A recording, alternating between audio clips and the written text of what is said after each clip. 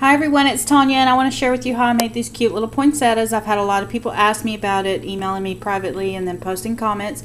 So here we go, and it really is a short tutorial. It takes very little time to put these together. They are punched from two punches. The smaller poinsettia is punched from this punch, and instead of using, it's the one that has the 3, I only use the larger of the 3 on this. And this is the size that it ends up being. This is the little one. I hope you can see this. The lighting in here is not great. Okay, then for the larger ones, which are these, I'm using the larger hydrangea punch from Martha Stewart. Both of these punches are from Martha Stewart. And just to give you an idea of scale, this is the large one again, and then this is the small one. So you can see the difference. I mean, it's quite a big difference. Anyway, so let's get started. What you're going to do is you're going to punch out whichever size you decide you want to run with. You're going to punch out 4 of these. 3 will be in a color and 1 will be green. Then you're going to take and edge distress your edges. Now, if you want to glimmer mist them now if you're going to do that, because you kind of need them a little flexible. These you don't have to have wet to deal with if you like them just plain white with no color. But I'm going to take, this is the Tim Holtz Barn Door Distress Ink on just one of the little applicators, and I'm just going to touch the edge of this one. I think antique linen on the white ones would look really nice too, just to kind of give it an aged look. On my red ones, I've misted them with a gold mist, and they are so beautiful. But for these, I wanted to keep it simple for the video. Now, then you're going to take your flowers, and you're going to twist them and pinch. So you're going to do every petal. You're going to put your tweezers on it, twist it away from you, and then pinch the base and pull it out.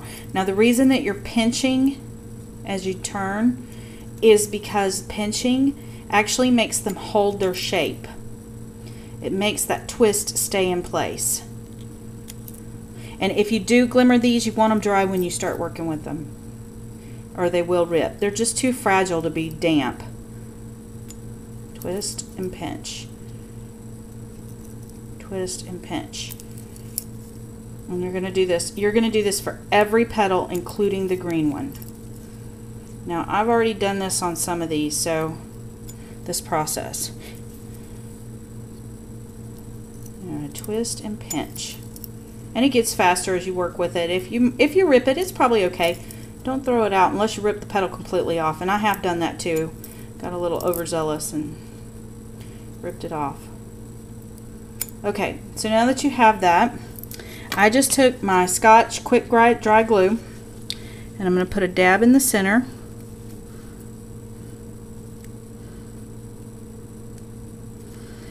And then I'm going to take the darker of the colors. Now when you do your shadowing, do it on both sides, because you're going to see both sides because you twist them.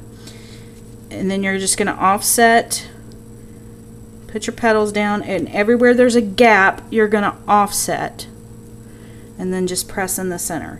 And if a little spot of that glue seeps out, it's okay if you're using this glue because it dries clear, which I think most of you already know that with this glue.